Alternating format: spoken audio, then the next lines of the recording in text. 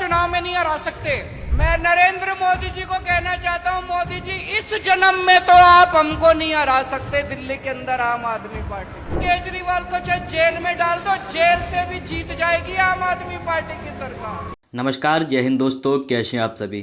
तो दोस्तों, दिल्ली चुनाव के नतीजे आ चुके हैं जिसमें बीजेपी को 48 सीट तथा आम आदमी पार्टी को 22 सीट मिली है और कांग्रेस ने इस बार भी अपनी पोजीशन यानी कि 0 सीट्स को बरकरार रखा है। अर्थात कांग्रेस का एक भी उम्मीदवार इस इलेक्शन में जीतकर नहीं आया। बहरहाल आज की चर्चा हम इन 3 पहलुओं को समझने का प्रयास करेंगे।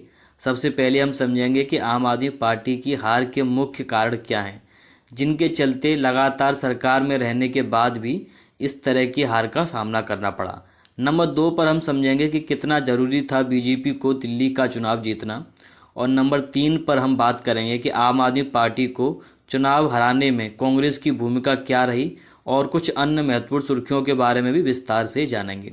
तो आइए सेशन की शुरुआत करते हैं। आम आदमी पार्टी अन्ना हजारे के भ्रष्टाचार के विरुद्ध आंदोलन से निकल कर आई थी और खुद ही भ्रष्टाचार के आरोपों में फंस गई। यानी कि एक पार्टी की जो कोर वैल्यूज होती हैं, उन वैल्यूज को ही आम आदमी पार्टी ने खो दिया। देखिए, वैसे तो आम आदमी पार्टी में कोई भी विचारधारा स्पष्ट रूप से आपको देखने को नहीं मिलेगी। जैसे कि आपको भाजपा में हिंदुत्व की विचारधारा देखने को मिलेगी। कांग्रेस की बात करें तो कांग्रेस में भी आपको समाजवादी के तत्व आपको देखने को मिल जाते हैं, लेकिन ऐसी कोई भी विचारधारा आपको आम आदमी पार्टी में देखने को नहीं मिलेगी। क्योंकि जब यह आए थे तो इनका सीधा मानना था कि हम भ्रष्टाचार पर बात करेंगे, स्वास्थ्य पर बात करेंगे, बेरोजगारी, प्रदूषण जैसे मुद्दों पर बात करेंगे और चुनाव जीतेंगे। और इन मुद्दों पर ये चुनाव लड़े और 2 बार चुनाव जीते भी, लेकिन तीसरी बार यही मुद्दे इन पर बैकफायर हो गए। कैसे, आइए जानते हैं। इन्होंने कहा हम भ्रष्टाचार के खिलाफ लड़ेंगे, लेकिन इन पर ही भ्रष्टाचार के आरोप लगे और इनके मंत्री सभी जेल में आरोपों के चलते जेल में चले गए। इन्होंने कहा हम वर्ल्ड क्लास मेडिकल सुविधा दिल्ली में उपलब्ध कराई है, लेकिन इनके खुद के मंत्री ही विदेश में आंखों का ऑपरेशन करा कर आते हैं और यह बाजी भी इन पर उल्टी पड़ जाती है। इन्होंने कहा मैं कभी भी कांग्रेस के साथ गठबंधन नहीं करूंगा, लेकिन पहली बार में ही आपने कांग्रेस के साथ गठबंधन कर लिया। इन्होंने कहा मैं कभी भी सिक्योरिटी नहीं लूँगा, गाड़ी में नहीं घूमूंगा और कभी घर नहीं बनाऊंगा, लेकिन आपने सिक्योरिटी भी ली और शीश महल भी बनवाया। अच्छा, शीश महल का भी इनको हराने में एक बहुत महत्वपूर्ण आप भूमिका मान सकते हैं, क्योंकि जब से इन्होंने अपना घर बनाया है, जिसे विपक्ष शीश महल के नाम से संबोधित करता है, शुरुआत से ही अपने महंगे फर्नीचर, करोड़ों के पर्दे और लाखों के टॉयलेट सीट के कारण चर्चाओं में रहा, जिसने अरविंद केजरीवाल की छवि को एक आम आदमी की छवि से हटाकर राजनीतिक व्यक्ति की छवि बना दिया। अच्छा, जो शुरुआत से इनके साथ थे उन्होंने भी अरविंद केजरीवाल की छवि को काफ़ी नुकसान पहुंचाया। जैसे कि कुमार विश्वास आपको हर मंच पर अरविंद केजरीवाल की आलोचना करते हुए मिलेंगे। वहीं अगर अन्ना हजारे का इंटरव्यू आप देखेंगे तो जब अन्ना हजारे से अरविंद केजरीवाल की हार का कारण पूछा तो उन्होंने भी इसकी मुख्य हार का जो कारण बताया वो शराब घोटाले को ही बताया।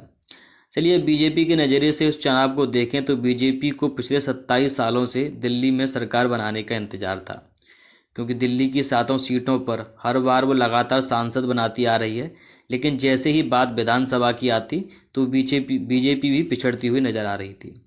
अच्छा, इसमें सबसे महत्वपूर्ण फैक्टर कांग्रेस का भी रहा। हालांकि कांग्रेस अभी भी एक भी सीट नहीं जीत पाई है, लेकिन फिर भी आज कांग्रेसी खेमे में खुशियां आपको देखने को मिल जाएंगी, क्योंकि इससे पहले कांग्रेस, बीजेपी और आम आदमी पार्टी तीनों ही हरियाणा इलेक्शन में एक दूसरे को टक्कर दे चुके थे, जिसमें कांग्रेस की कई सारी सीट ऐसी थीं जिस पर आम आदमी पार्टी के सदस्य खड़े नहीं होते तो शायद आज हरियाणा में कांग्रेस की सरकार होती।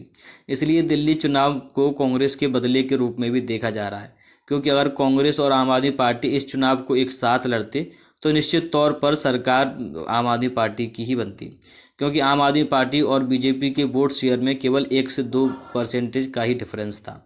अच्छा, तो सबसे ज़्यादा सोशल मीडिया पर जो वायरल रहे, जिनके चलते मीम बाजार अभी तक रुकने का नाम नहीं ले रहा है, वो हैं अपने अवध ओझा सर।